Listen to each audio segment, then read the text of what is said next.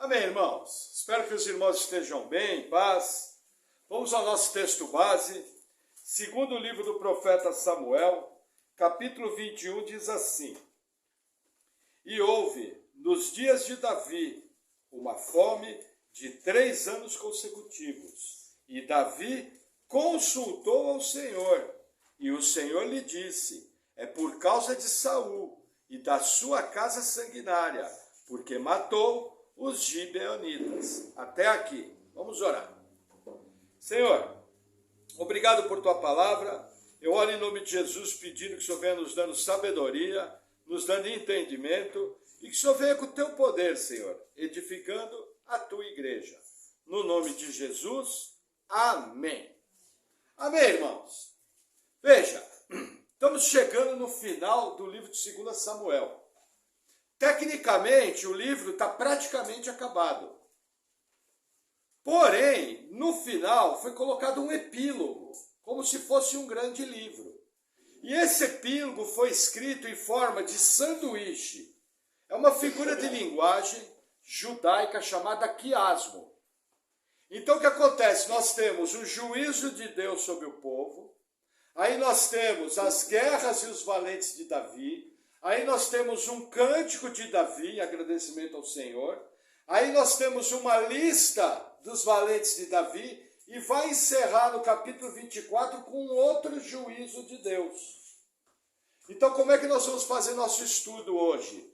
Hoje nós vamos ver os juízos de Deus sobre o povo. Então, nós vamos estar estudando o capítulo 21 e o capítulo 24.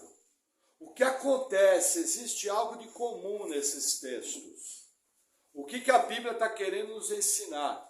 Que o erro dos governantes, a impiedade dos governantes, é um instrumento da ira de Deus sobre o povo. Um ensinamento extremamente importante. E aqui o que acontece, veja, logo abrindo o texto, a Bíblia nos fala, houve uma fome de 3 anos. Aí Davi viu que aquilo não estava normal, foi buscar o Senhor. E Deus claramente apontou, nós não sabemos de que forma foi, que a casa de Saul tinha feito algo contra os gibeonitas. Quem eram os gibeonitas? Os gibeonitas eram um povo que habitava na terra prometida, e quando Josué veio conquistando a terra, o que eles fizeram? Eles sabiam que iam ser mortos. Eles pegaram roupas velhas, pegaram pão embolorado, e vieram em direção a Israel. E falaram que era um povo de longe. E aí Josué e os anciãos de Israel, de maneira imprudente, fizeram uma aliança com eles, de proteção, sem consultar o Senhor. Firmada essa aliança, descobriram a mentira. E aí o que Josué fez? Falou, nós não vamos matar vocês. Mas a partir de agora, o trabalho de vocês vai ser carregar a água e servir o mantimento do templo. E assim permaneceram os gibeonitas dentro do povo de Israel. O que acontece para Deus, as alianças são extremamente importantes. Quando Josué fez uma aliança com os gibeonitas, aquela aliança valeu. Mesmo sendo uma aliança onde não foi consultado a Deus. Isso é um ensinamento extremamente importante. E aí o que acontece? A Bíblia não cita o que foi, a Bíblia cita apenas o fato. Saul matou vários gibeonitas. Não sabemos de que forma aconteceu, não sabemos qual foi a situação, mas a Bíblia relata que o fato aconteceu. E veja que interessante, por causa dessa transgressão, Deus, na sua soberania, trouxe fome sobre a terra. Então, a primeira coisa que é importante eu compreender, veja, quem errou? Saul. Quem cometeu iniquidade? Saul. Quem pagou a consequência? O povo. Lembra que no Antigo Testamento a gente lida com o conceito de juízo corporativo. Da mesma maneira que Deus abençoa um povo, abençoa uma família. Por exemplo, Acã, na época de Josué, tomou um objeto maldito. Morreu ele e a família dele. Coré fez uma revolta, morreu ele e a família dele. Então o que nós temos que entender? Na mesma linha da pregação passada. Pregação passada nós falamos da consequência do pecado. E que o teu pecado hoje pode atingir gerações na consequência dele. Não na forma de maldição hereditária. Maldição hereditária não é um ensino bíblico. Mas na forma de Êxodo 20, que Deus visita a iniquidade dos pais dos filhos. O filho que pecar, responderá pelo seu pecado. O neto que pecar, responderá pelo seu pecado. O tataraneto que pecar, responderá pelo seu pecado. Deus visita a iniquidade. Da mesma forma, aqui tem um outro princípio, que a atitude dos governantes reflete diretamente sobre o povo.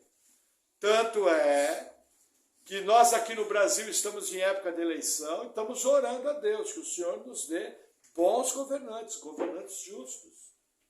Então eu tenho que conhecer a maneira de Deus agir. Com certeza naquela fome, pessoas morreram. Pessoas que não pecaram contra os gibeonitas, mas que sofreram a consequência das atitudes de seus líderes. Essa é a forma que Deus vê. Deus vê tanto da forma individual, como Deus vê da forma coletiva. Por exemplo, quando você está na igreja, você é abençoado por causa do seu culto coletivo. Da mesma maneira que dentro da igreja, Paulo nos fala em Coríntios, que quando um membro sofre, o corpo todo sofre. Então nós temos que entender que ninguém é uma ilha. Nas nossas relações pessoais, existem causas e existem consequências. Por isso que é muito importante, lembra que eu falei, 1 Coríntios 15, as más conversações corrompem os bons costumes. Então é muito importante o que você faz, com quem você anda, debaixo de que autoridade você se coloca, quem é o pastor que lidera a sua vida, qual é a igreja que você planta, é uma igreja doutrinariamente, uma igreja purificada do pecado. Aí entra a importância da disciplina bíblica. A gente vê no Apocalipse que Jesus fala para a igreja, olha, se não se arrependeres, eu virei contra ti. O Criador da igreja. Já pensou Jesus voltado contra a nossa igreja? Por causa de iniquidade no nosso meio? Não é algo que você gostaria. Você até cobraria do pastor, falar, pastor, fulano está fazendo besteira. O que o pastor está fazendo? Ó, fiquei sabendo tal coisa, tal coisa, tal coisa. Estou aqui comunicando o pastor antes que venha juízo sobre nossa igreja. Precisamos esclarecer esse assunto. Por quê? Porque você está dentro do barco. Se o barco afundar, você afunda junto. Então grave esses princípios que são extremamente bíblicos e importantes. Outra questão. Muita gente não conhece a ira de Deus sobre os homens. E além de não conhecer a ira de Deus sobre os homens, não conhece a ira de Deus sobre o seu povo. Hoje em dia se dá muita ênfase no amor, se dá muita ênfase na salvação, se dá muita ênfase nos milagres. Porém, se esqueceu de ensinar essa doutrina tão importante. Que tanto Deus se ira contra a sua criação, como Deus também se ira contra o seu povo. Qual é o meu papel? De maneira simples, viver uma vida bíblica. Para dessa maneira comer meu pão sossegadamente, crescer na graça, crescer na fé e no conhecimento do Senhor. Tranquilo. Amém? Vamos avançar então na nossa leitura. Versículo 2. Então, chamou o rei aos gibeonitas e lhes falou,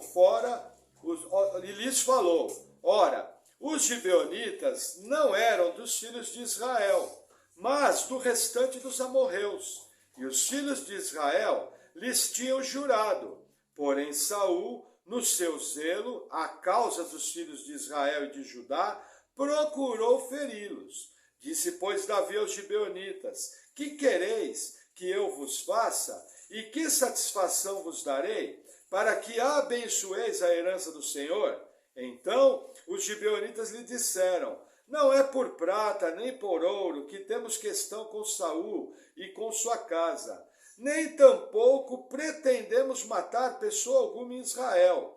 E disse ele, que é, pois, que quereis que vos faça? E disseram ao rei, o homem que nos destruiu e intentou contra nós, de modo que fôssemos assolados, sem que pudéssemos subsistir em termo algum de Israel.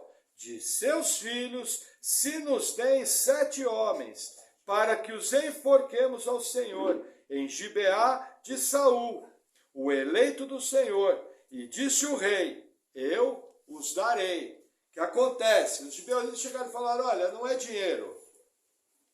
Eu não quero dinheiro. O único detalhe é que eu quero uma justiça retributiva. Da mesma maneira que nós somos perseguidos por Saul, eu quero 7. Para limpar. O que acontece? A terra.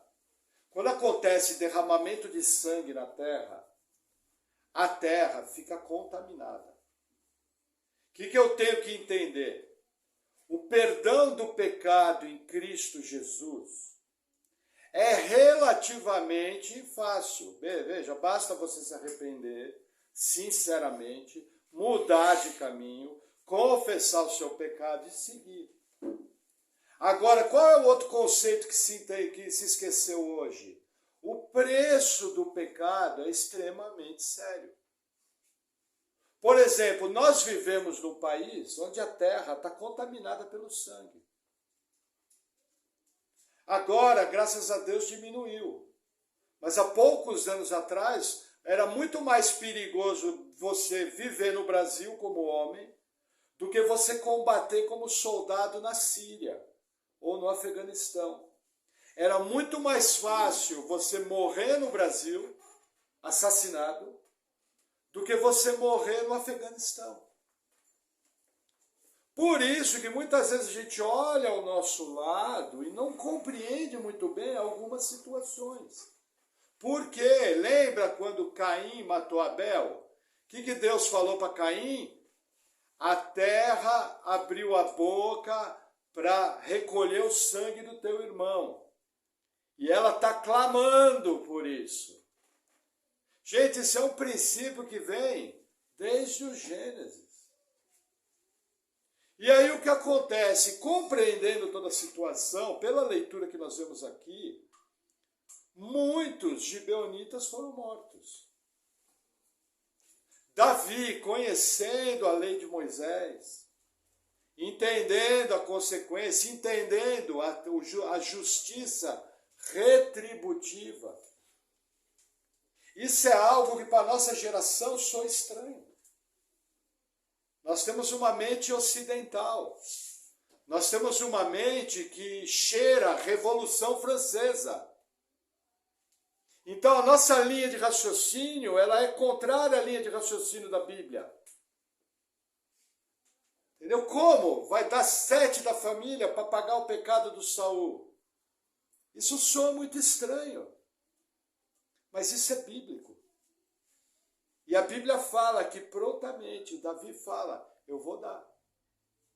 E olha que interessante como Davi faz. Havia um descendente de Saul que Davi tinha um juramento de proteção. Quem era o descendente? Mefibosete. Davi fez juramento a Jonatas. Então Davi tem que resolver o problema sem quebrar outro juramento. E olha o que vai acontecer, versículo 7. Porém, o rei poupou a Mefibosete, filho de Jonatas, filho de Saul, por causa do juramento do Senhor, que entre eles houvera, entre Davi e Jonatas, filho de Saul. Mas tomou o rei os 2 filhos de Rispa, filha de Aiá, que tinha tido de Saul, a Armone e a Mefibosete, como também os 5 filhos da irmã de Mical, filha de Saul, que tivera de Adriel, filho de Barzilai, o Meolatita, e os entregou na mão dos gibeonitas, os quais os enforcaram do monte, perante o Senhor. E caíram esses 7 juntamente, e foram mortos nos dias da cega, nos dias primeiro, no princípio da cega das cevadas. Até aqui, o que acontece? Davi preserva Mefibosete, mas aí pega 2 filhos de Rispa, concubina de Saul. Um deles tem o mesmo nome, Mefibosete, mas é outro Mefibosete. E pega mais os 5 filhos da irmã de Mical, os filhos de Adriel, e entrega para os gibeonitas. Os gibeonitas pegam os 7 homens e executam eles por enforcamento no alto do monte.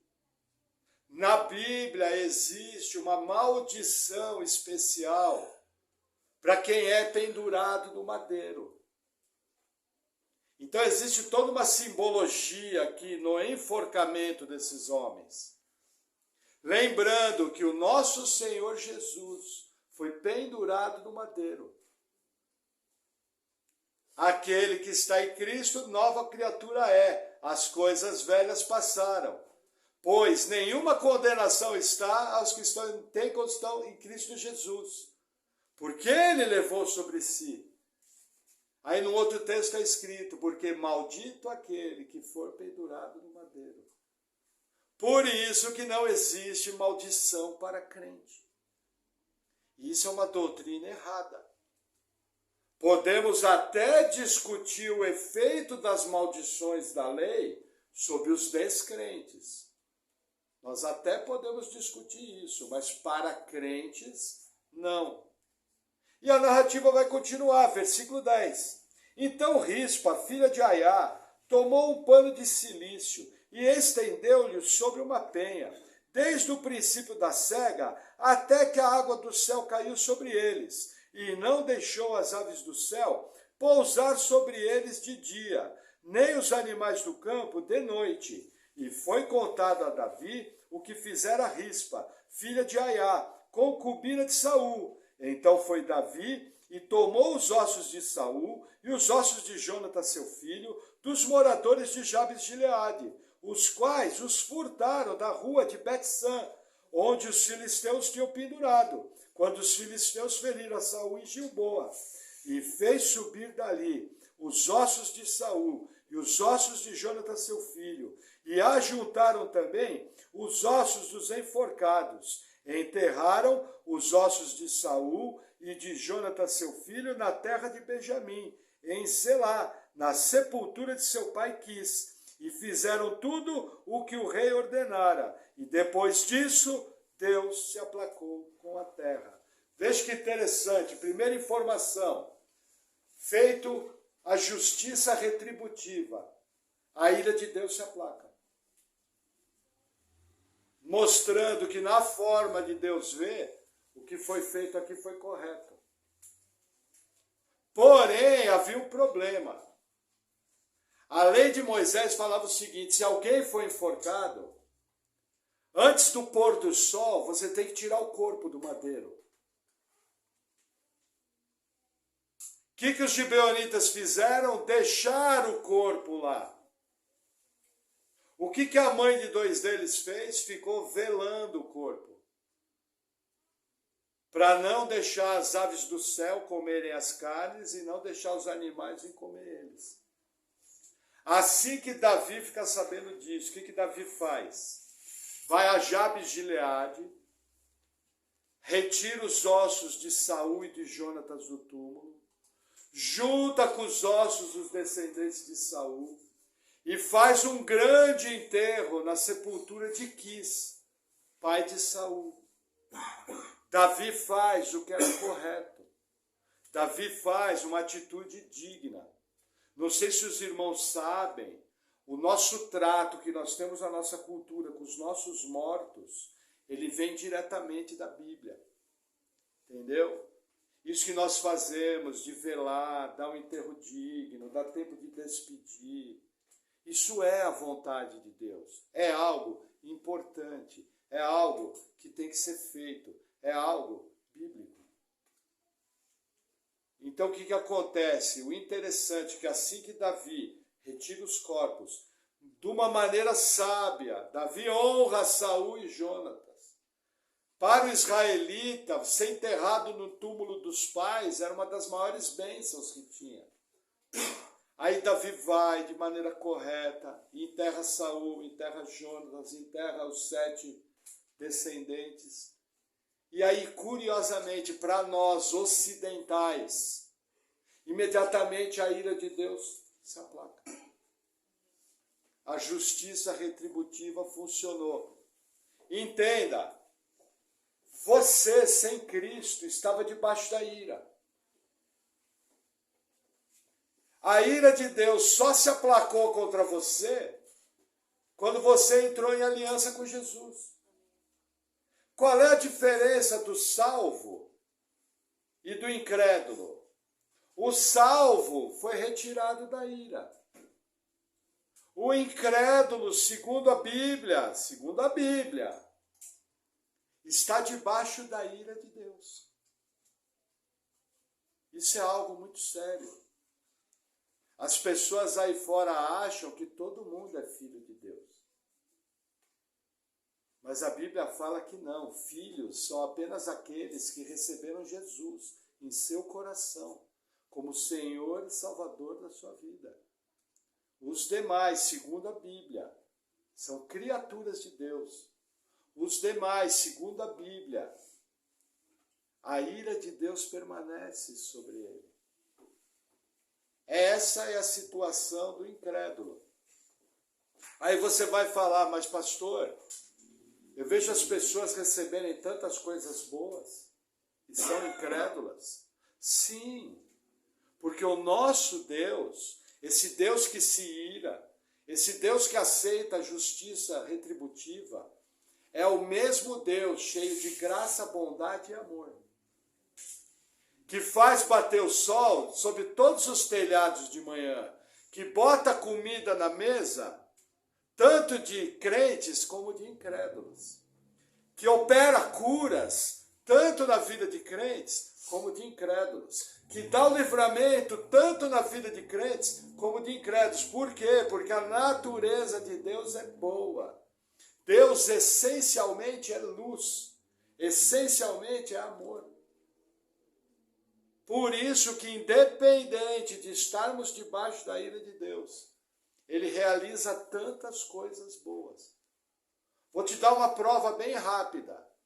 A medicina moderna é uma ferramenta maravilhosa de Deus para diminuir o sofrimento humano. Quem tem acesso à boa medicina sofre menos. Quem deu a medicina? Deus. Amém? Vamos avançar mais um pouco. Agora vamos, 2 Samuel, capítulo 24. Lembra que eu falei que era um sanduíche? Um rei irado no começo, Deus irado com o rei, e no final, Deus irado contra o rei. Olha que interessante, o capítulo 24 começa de maneira, para mim, assustadora. Olha o que diz, 2 Samuel 24. E a ira do Senhor se tornou a acender contra Israel, e incitou Davi contra eles, dizendo, vai, e numera Israel e Judá. Olha que interessante, aqui começa diferente. Aqui diz que Deus tirou contra Israel. Partiu de Deus. Qual o motivo? Não sabemos. Mas olha o que Deus faz. Deus incita Davi a fazer um recenseamento. No livro de Crônicas, tem um texto paralelo. O livro de Crônicas fala que foi o diabo que incitou a Davi. O que a gente entende? Que Deus usou seu funcionário, chamado diabo, porque o diabo é criatura, para incitar Davi. Nossa, pastor, não sabia que Deus usava o diabo. No livro de Jó, Deus usou o diabo para fazer um tratamento sobre Jó. Porque o diabo é criatura. Lembra que eu explico que não existe guerra entre Deus e o diabo? Isso é ridículo. Porque Deus é criador. Existe guerra entre o diabo e a igreja. Criatura contra criatura. Mas o diabo está debaixo do absoluto controle de Deus. Se Deus permite, o diabo age. Se Deus autoriza, o diabo age. Se Deus não autoriza, o diabo não age. Vou te dar uma prova prática, que o diabo só pode agir quando Deus autoriza. Nós todos aqui estamos bem. Porque a Bíblia diz que o diabo tem ódio de nós. E se ele pudesse, ele acabava com a nossa raça. Ainda mais esse cidadãozinho de cabelo branco que está atrás da câmera aí pregando. É o primeiro da fita. Ferirei o pastor e as ovelhas se dispersarão. Por que nós estamos bem, trabalhando, cuidando da nossa vida? Porque Deus nos guarda debaixo de suas asas. O diabo não pode tocar. Gente, você tem que respeitar o diabo.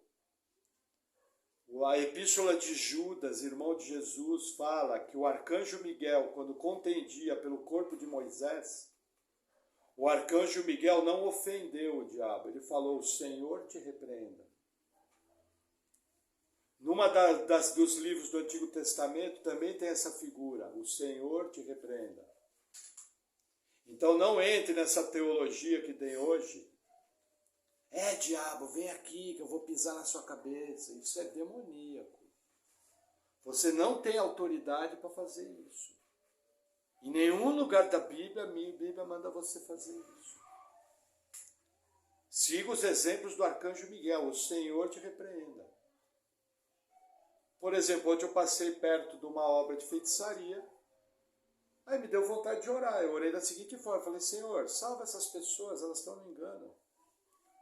Senhor, também eu peço que o Senhor venha desfazendo todo o mal. O Senhor venha desfazendo essa obra maligna, sendo da sua vontade.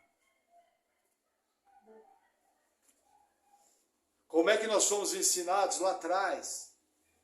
Tem que chamar para briga, tem que chamar para o braço. Aí aquela pobre criatura chama aquilo. Entenderam? Então eu tenho que entender o quê? Deus, ele usa tanto os anjos como os demônios. A maneira que ele faz isso, nós não sabemos, porque a mente de Deus está muito acima. Mas nós sabemos que ele faz.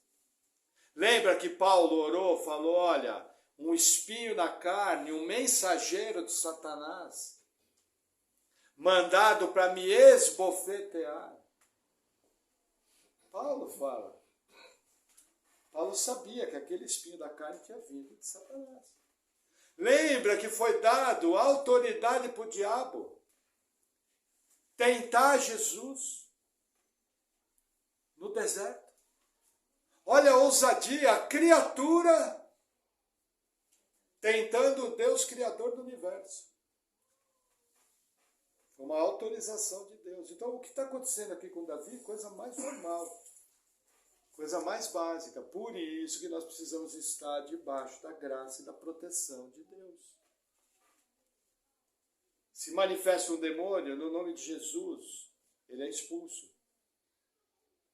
Mas não pense além do que você é. Entendeu? Nós somos barro. Somos pó da terra. Só estamos de pé por causa da graça de Deus. Amém? Aí vamos lá, eu já vou explicar a questão do recenseamento, tá bom? Versículo 2.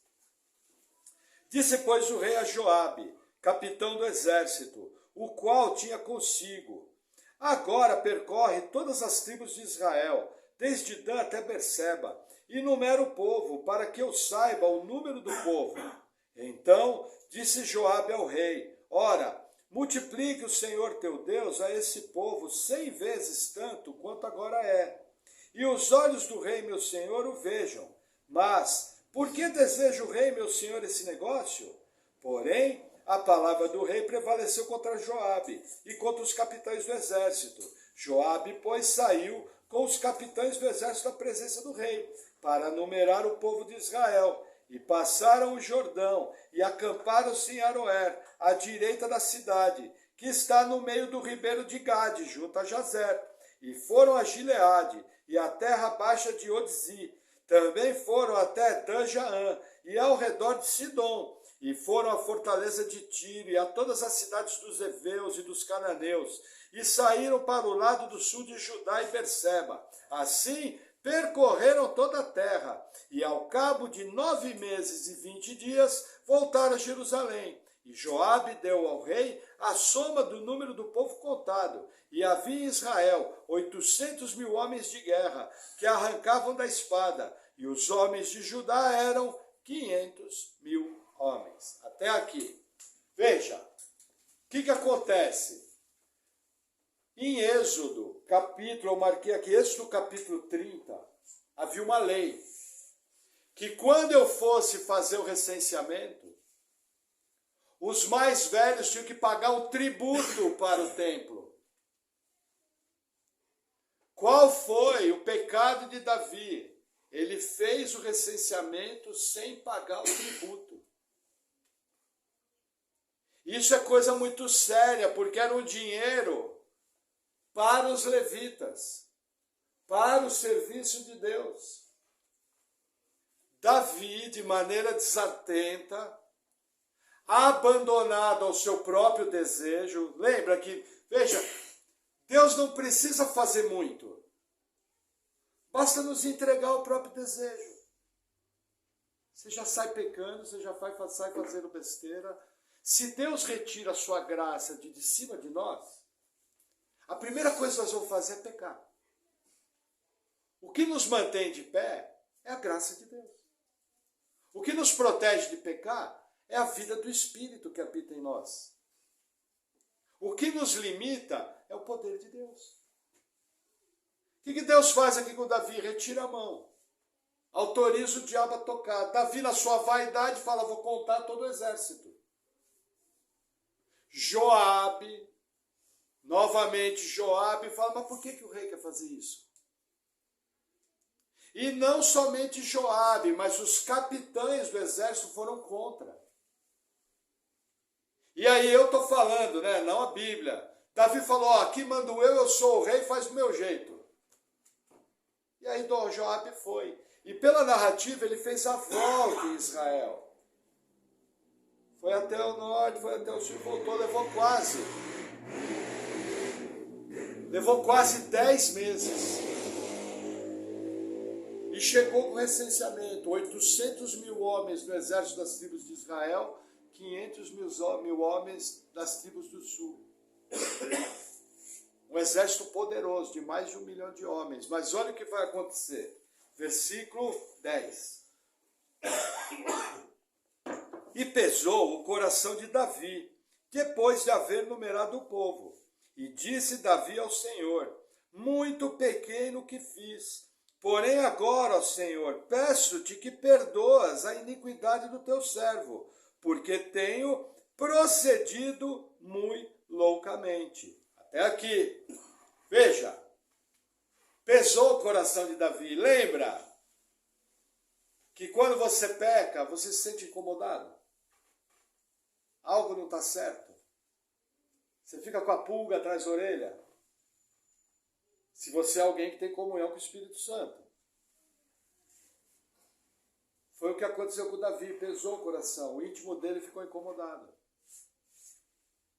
E aí Davi o que faz, como era hábito dele? Busca o Senhor e pede perdão imediatamente, arrependido. Veja que interessante, o que a gente ensina na igreja? Pedir, pecou, pede perdão. O que muita gente pensa? Pastor, pedir perdão está resolvido? Da maneira que é pregada aí fora, não parece que está resolvido? Parece ou não parece? Vamos ver o que a Bíblia fala, versículo 11.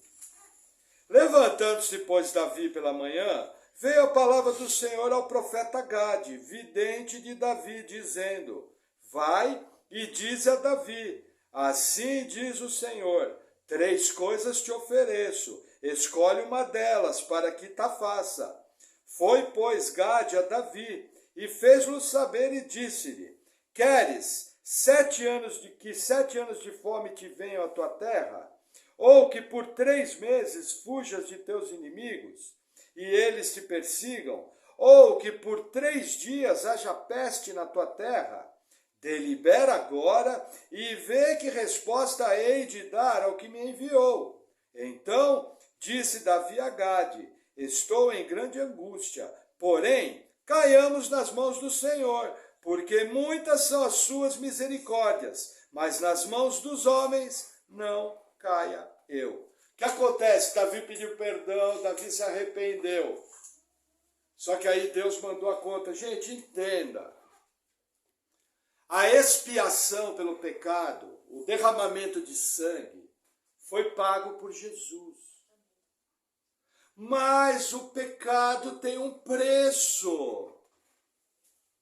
O que você tem em Cristo é o perdão. A Bíblia usa um termo poético dizendo: Deus esquece o seu pecado. Isso é um termo poético, tá? É uma figura. Entendeu? Mas em nenhum lugar a Bíblia diz que a consequência do pecado é tirada. Isso é muito sério. Hoje em dia se vende uma graça barata. E eu saio pecando à torta e à direita. Por exemplo, normalmente eu peco muito em relação ao meu casamento. Eu vou lá e de maneira pecaminosa trato mal minha esposa. Ou trato mal meu marido. Eu posso pedir perdão? Sim.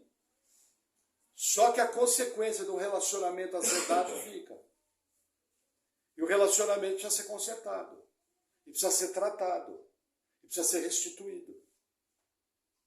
Não é só pedir perdão. Muitas vezes nós homens somos grosseiros com nossa esposa. E aí à noite a gente vem pedir perdão. E ela olha para a sua cara daquela maneira: ah, perdão agora? Os irmãos estão entendendo o que eu estou querendo dizer. Não é assim que funciona. Da mesma maneira, a esposa é grosseira com o marido exige respeito, fica picudo. Aí vai lá você com uma carinha alegre: ai amor, ele joga assim, parece o Barrabás olhando. Por quê? O perdão é instantâneo. Mas a consequência fica. O que eu quero mostrar para vocês? O tamanho da consequência do pecado. O escritor de Samuel está sendo repetitivo, está mostrando a consequência do pecado. Palavra após palavra, narrativa após narrativa. Você pode estar respondendo hoje consequências de pecado que você fez há 10 anos atrás. Não se iluda, aí fora se vende uma graça barata. Aí fora se vende uma graça que não é bíblica. Se vende uma graça, não, é só pedir perdão. Sim, pedir o perdão resolveu o problema da culpa. Porque a culpa foi resolvida no derramamento de sangue que Jesus fez na cruz. Mas a consequência não foi resolvida. E você vai ter que lidar com ela. Olha o que aconteceu aqui. Davi prontamente pediu perdão. Deus recebeu o perdão de Davi? Sim. Está perdoado, meu filho. Mas amanhã a gente conversa. E aí enviou o profeta Gade e falou o seguinte: ó, você escolhe 7 anos de fome. Davi já tinha passado 3 de fome. Falou: não. Que fome mata. Pessoas morrem de fome, ou direto ou indiretamente. Aí, o profeta Gade falou: 3 meses você vai fugir dos seus inimigos. Davi fugiu 10 anos dos inimigos. E aí a terceira opção, olha, por 3 dias o senhor vai comer com peste. O que Davi fala? É melhor cair na mão de Deus e não cair na mão dos homens, porque aí Davi, olha a sabedoria de Davi, muitas são as misericórdias do Senhor. O que eu estou querendo te ensinar, irmão? Pecou, pediu perdão, a culpa está resolvida. Agora você precisa resolver a consequência. Vai muito bem você clamar a misericórdia de Deus. Vai muito bem você de maneira insistente se humilhar a Deus. Vai muito bem você orar diariamente, Senhor, olha, eu sou culpado, eu sou digno dessa consequência. O Senhor faz muito bem de me punir, mas Senhor, lembra que eu sou teu filho. Lembra que tu és abundante em misericórdia. Lembra, Senhor, que o teu filho morreu para que eu tivesse vida. Por quê? Porque sempre existe lugar para misericórdia. Se Deus fosse pesar a mão, nenhum de nós estaria aqui mais. A gente já tinha partido para a glória faz tempo. E olha o que vai acontecer, versículo 15. Então enviou o diabo a peste. Amém? O que está escrito aí, Ariadne? Quem enviou a peste? O Senhor. Olha que interessante. Vou te falar mais uma. A palavra Senhor aí, olha na sua Bíblia, ela está tudo em caixa alta. Essa palavra aqui é Yahvé, Jeová, o Deus que salva. É o nome glorioso do Senhor. Talvez é o principal nome do Antigo Testamento, de um dos nomes de Deus. Interessante, né? Deus enviou a peste. O mesmo Deus que salva é o Deus que envia a peste. Lembra que Deus tinha se irado contra Israel? Lembra que Deus incitou Davi para cair? Agora Deus decretou, executou e está cumprindo. Olha o que vai acontecer. Versículo 16. Estendendo, pois, o anjo a sua mão sobre Jerusalém para destruir o... 15. Voltar no 15. Então enviou o Senhor a peste a Israel, desde a manhã até o tempo determinado, e desde Dan até Berseba. Morreram 70.000 homens do povo. Estendendo, pois, o anjo a sua mão sobre Jerusalém para destruir, o Senhor se arrependeu daquele mal e disse ao anjo que fazia destruição entre o povo: basta, agora retira a tua mão. E o anjo do Senhor estava junto à eira de Araúna, o Jebuseu. E vendo Davi ao anjo que feria o povo, falou ao Senhor dizendo: eis que sou eu o que pequei, e eu que iniquamente procedi. Porém essas ovelhas que fizeram? Seja, pois, a tua mão contra mim e contra a casa de meu pai. Olha que interessante. Davi clama a Deus. Davi chama a responsabilidade para si. Davi era um homem digno, pecador como nós, mas digno. Davi conhecia do Senhor. Tanto é que a peste começou a comer, 70.000 morreram, logo no começo, do norte de Israel, de Dan até Berseba, no sul. Só que aí a Bíblia usou um termo, Deus se arrependeu. O que quer dizer? Esse termo Deus se arrependeu, não é assim, ai, estou arrependido.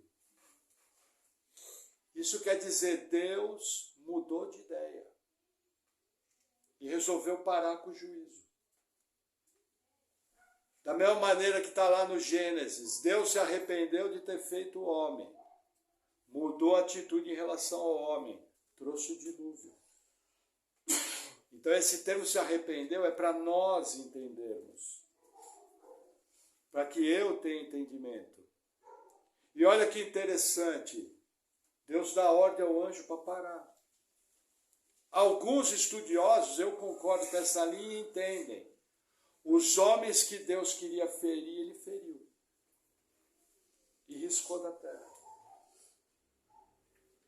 Isso, minha opinião de estudioso bíblico, foi exatamente isso que aconteceu. Quando Deus tirou contra aqueles 70 mil. Era exatamente aqueles 70 mil que Deus queria matar. E riscar da terra. Exatamente isso. Cumpriu o propósito, parou. Muitas são as misericórdias do Senhor, mas olha que interessante. Davi teve uma visão aberta. Davi viu um anjo parado no alto do monte, na propriedade de um camarada chamado Araúna. Eu já vou te dizer que propriedade que é essa. Deixa eu continuar a leitura. 18. E Gade veio naquele mesmo dia a Davi e disse-lhe, sobe, levanta ao Senhor um altar na eira de Araúna, o Jebuseu. Davi subiu, conforme a palavra de Gade, como o Senhor lhe tinha ordenado, e olhou a Araúna, e viu que vinham para ele o rei e os seus servos. Saiu, pois, Araúna, e inclinou-se diante do rei com o rosto em terra, e disse a Araúna, por que vem o rei, meu senhor, ao seu servo? E disse Davi, para comprar de ti essa eira, a fim de edificar nela um altar ao Senhor, para que este castigo cesse de sobre o povo. Então disse Araúna a Davi, tome, e ofereça o rei meu senhor o que bem parecer aos seus olhos. Eis aí bois para o holocausto, e os trilhos, e o aparelho dos bois para a lenha. Tudo isso deu Araúna, como um rei ao rei. Disse mais Araúna ao rei, o Senhor teu Deus tome prazer em ti. 24. Porém o rei disse a Araúna, não, mas por preço justo tu comprarei, porque não oferecerei ao Senhor meu Deus holocaustos, que não me custem nada. Assim Davi comprou a eira e os bois por 50 siclos de prata, e edificou ali Davi ao Senhor um altar, e ofereceu holocaustos e ofertas pacíficas. Assim o Senhor se aplacou para com a terra, e cessou aquele castigo de sobre Israel. O que acontece, gente? Deus levanta Gade e fala, olha, vai lá onde você viu o anjo e você vai adorar o Senhor. Davi chega na propriedade de Araúna. Araúna fala o seguinte, olha, pode pegar os bois, pode pegar a madeira do arado, pode pegar tudo, é tudo teu, não vou vender nada. Tá dado. Davi fala, não, você é maluco? Jamais eu vou oferecer um sacrifício que não me custe nada. Inclusive o livro de Crônicas mostra que Davi pagou mais dinheiro do que isso aqui. Existe um texto paralelo no livro de Crônicas. E aí veja que interessante, Davi compra aquele terreno. Sabe que terreno que é esse? É o terreno que o seu filho Salomão vai construir o templo. É um terreno que você pode visitar hoje. Que do lado do Muro das Lamentações em Jerusalém, existe uma mesquita. Aonde está aquela mesquita? É esse terreno aqui. Provavelmente o lugar, segundo algumas linhas teológicas, que vai ter novamente um templo lá. Eu concordo, eu acho que existe uma grande chance. Como eu expliquei nos estudos do Apocalipse, eu não coloco todas as minhas fichas. Mas se acontecer, eu entendo que é plausível. Mas olha que interessante, como Deus resolve por atacado. Deus está virado contra o povo, Deus decretou executar juízo, Deus executou o juízo, Deus aplacou sua ira, tratou com Davi, tratou com Israel, e ainda foi comprado o lugar que vai ser construído o templo por Salomão. Se fôssemos nós, parávamos na primeira linha. Somente o Deus Todo-Poderoso é capaz, na sua sabedoria, de organizar todas as coisas dessa forma. Somente um Deus de justiça é capaz de executar juízo contra 70 mil homens, 70 mil pessoas, para satisfazer os seus altos caminhos. Entende por que você não morreu na pandemia? Porque Deus te guardou. Não importa a ferramenta que Ele usou, mas foi Ele que te guardou. Sabe por que você está aqui hoje? E eu imagino que nós vamos todos acordar amanhã. Porque a graça de Deus, a bondade dEle que nos mantém vivos. Sabe, nesses dias nós temos tido alguns irmãos doentes entre nós, alguns até internados. E bate muito forte no meu coração. A gente muitas vezes acorda e esquece de agradecer a Deus a nossa saúde. Você não está no hospital, você não está com uma doença séria, seus filhos estão bem, você comeu, mal ou bem você está vestido. A gente deveria começar nosso dia da seguinte maneira: Senhor, obrigado por mais um dia. Me capacita a te glorificar nesse dia que o Senhor está me dando. E que a cada dia que eu viva na terra eu possa glorificar o Teu nome, possa viver para o Senhor de maneira consagrada, de maneira santa, de maneira única. É algo que a gente tem que pensar. Nós somos seres extremamente frágeis. Para você morrer, basta acontecer uma reação química, colar um glóbulo vermelho no outro, montou um coágulo, tchau. Chama o SIAT, não deu tempo. Faz respiração, não deu tempo. Faz massagem cardíaca, não deu. Nós somos frágeis. Quando você acorda tão preocupado com a tua vida, que esquece de agradecer a Deus pela saúde das nossas crianças. Nesses dias, o Senhor tem me tornado mais sensível a isso. Os irmãos podem ver, eu sempre tenho falado, depois de Jesus Cristo, nossa maior bênção é a saúde. Porque não é fácil.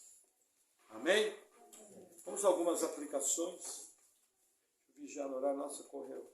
Veja. Para você compreender como o mundo funciona. Quem manda as catástrofes é Deus. Quem manda vulcão é Deus. Quem manda terremoto é Deus. Quem manda guerra é Deus. Por quê? Porque Deus é vingador do sangue inocente. Deus é o Deus da viúva e do órfão. Deus é o Deus do injustiçado. Quantos e quantos países não matam cristãos? Quantos e quantos países não fazem maldade com crianças? Quantos e quantos povos não fazem essas maldades? Vocês podem ver essa semana que agitou, não quero falar nomes, essa semana que agitou a mídia, foi feita uma denúncia sobre crianças. Gente, aquilo ali a gente sabe desde 2012. Quando o nosso ex-procurador da República, Guilherme Shelby, começou a trabalhar, um irmão da Assembleia de Deus, começou a trabalhar nessa área. Aquilo não é novidade nenhuma, a gente sabe daquilo. Entendeu? Tá essa polêmica porque é política, mas é a pura verdade. Porque existe muita gente no mundo que faz aquilo. Os irmãos sabem de que assunto que eu estou falando. Entendeu? Aí Deus vem e executa juízo. O que você vai falar para Deus com quem faz aquilo? Gente, o mundo jaz no maligno. Podemos orar pedindo misericórdia de Deus? Podemos. Mas temos que entender que Deus é o vingador do sangue inocente. Existe um quadro, Apocalipse 6, quando abre o 5º selo, que os irmãos nossos que foram martirizados no passado, eles clamam a Deus falando: Senhor, até quando não vingarás o nosso sangue? daqueles que estão sobre a terra. Sabe quem pede isso? Os Paulos, os Pedros, os Lucas, os Mateus, os Clementes. Homens que o mundo não merecia. Estão clamando a Deus por vingança do seu sangue. Eu preciso deixar de ser infantil na minha visão sobre Deus. Lembra aquele doce equilíbrio do Deus da Bíblia? Amém? Que mais que eu aprendo? Veja, a gente percebe pelo ritmo da narrativa que Deus deu tempo para a reparação do pecado. Só que ninguém fez nada. Ninguém foi lá procurar Saul para cobrar dos gibeonitas nada disso. Deus deu tempo tal que Saul morreu, Jonatas morreu, os outros filhos morreram e Deus ainda não tinha trazido juízo. O que eu estou querendo ensinar para você? Existe um tempo para reparação. Se você pecou e a reparação está ao seu alcance, faça. Outra coisa, para o mal prevalecer, basta que os bons fiquem em silêncio. Como que você vai aceitar pessoas que defendem aborto? Como você vai aceitar pessoas que defendem criminosos? Como você vai aceitar pessoas que defendem perseguição religiosa? E vai fazer isso quieto. Para o mal prevalecer, basta que os bons fiquem em silêncio. Estão entendendo o recado? Tem coisa que você não pode ficar quieto. Você viu, tem que falar. Você vai ser boca de Deus. Eu conheço um pastor que teve uns problemas na família dele. Ele chegou com muita calma e falou meia dúzia para cada um. E manteve. E aí, vendo o caso, eu entendi por quê. Porque ele não queria nada contra ele. Não compactue com injustiça. Você vai ser colocado junto. Hoje em dia tem muito aquilo. Não, cada um entende a sua vida. Cada um cuida da sua vida, mas não se meta na minha. Que a consequência dos seus atos não venha sobre a minha família. Que a consequência dos seus atos não venha sobre as pessoas que eu amo. Porque aí o bicho vai pegar. Entenderam? Amém? Que mais? Nesse caso, pecados por ação e omissão. Você fazer o pecado é pecado, você se omitir. Tem a palavra omissão em espanhol? Então, você se omitir também é pecado. Se você está andando na rua, passando com o carro, tem um grupo de jovens batendo no outro jovem, você passa direto e não faz nada, é omissão. Você pode pelo menos dar uma buzinada, dar uns gritos, alguma coisa, só para assustar, para parar ali. Entendeu? Cuidado. Cuidado. Você está lá no seu trabalho, estão roubando do seu lado. Chega para a pessoa e fala, ó, devolve isso agora, senão o bicho vai pegar. Na minha frente você não vai fazer. Entendeu? Porque é omissão. Omissão é pecado. Que mais que eu aprendo? Deus usa tragédias para purificar corações. Pode ver, sempre que tem encrenca, igreja enche. Vocês vão ver agora, eu preciso escolher as palavras. Agora que o bicho vai pegar na Europa, vocês vão ver o que é avivamento. Entendeu? A hora que acontecer, vocês vão lembrar e falar, nossa, o pastor falou aí, vocês vão ver o que é avivamento, igreja cheia. Entendeu? Quem era salvo aqui na época das Torres Gêmeas? Acho que só eu, o João e a Aida. Ferveu a igreja. Ferveu. Você via crente para tudo quanto é lado. Neguinho tirou as Bíblias de dentro, tudo cheio de teia de aranha. Não sei se a Luciana na época frequentava a igreja nas Torres Gêmeas. Foi 2001. Ferveu. Você tinha que ver o que era arrependimento. Entendeu? Deixa o bicho pegar lá, que vai pegar. Entendeu? Aí vocês vão ver o que é nego indo para a igreja. Que mais que eu aprendo? Deus usa autoridades tanto para juízo como para punir o pecado. Gente, novamente, não tem saída fácil para o pecado. O perdão é relativamente fácil. Mas a consequência nunca é fácil. Então, antes de pecar, pensa nisso. A coisa é séria.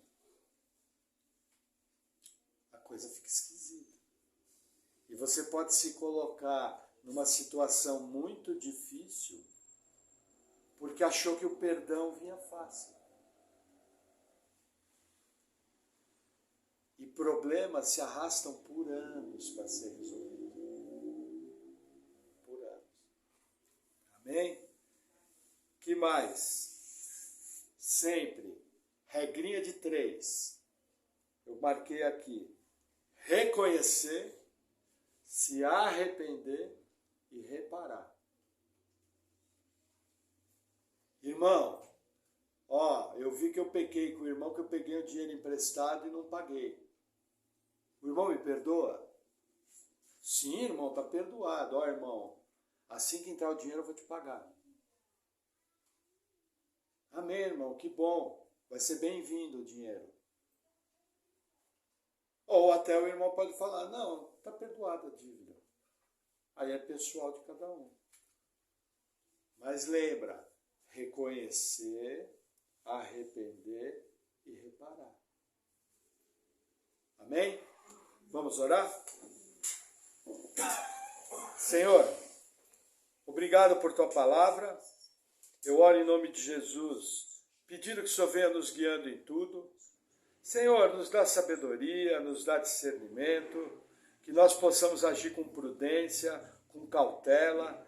E, Senhor, que a tua graça nos poupe de estarmos errando, que nós possamos estar de pé, caminhando para a soberana vocação em Cristo Jesus. Obrigado por tudo, obrigado pela nossa saúde, no nome de Jesus. Amém. Amém, irmãos. Glória a Deus.